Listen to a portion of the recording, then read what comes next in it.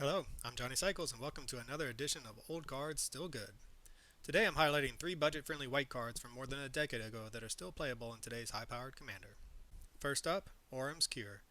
A common from Mercadian Masks, this is a potentially free spell that prevents 4 damage to target creature or player.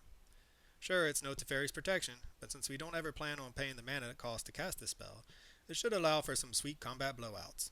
It can also keep your commander out of range of most red-based sweepers not named Blasphemous Act, and all just for 25 cents. Not to mention that art is incredible. Next up is Flickering Ward, our most expensive card on the list at $3.30 for its obvious synergies with Enchantress decks. But this card isn't just for drawing cards with your commander. With mechanics like Revolt from Aether Revolt, Disappear from Teenage Mutant Ninja Turtles, and cards that feature Revolt but just don't call it that, like Suki Courageous Rescuer and Super Shredder. This is a way to trigger many of these cards repeatedly for just 2 mana. This kind of incremental advantage combined with giving your best creature protection from a color of your choice each turn makes Flickering Ward a powerful inclusion in decks that can abuse it.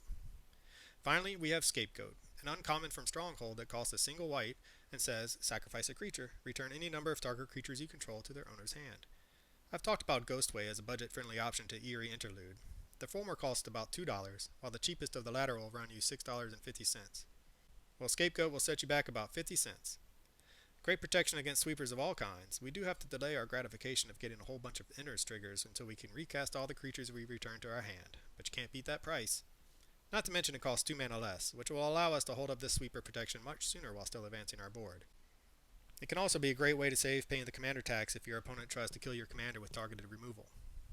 All in all, I can't wait to add this to some of my decks. So what do you think? Are any of these old cards good additions to your commander decks? Have I missed anything? Let me know in the comments. As always, thanks for watching. I'll catch y'all on the next one.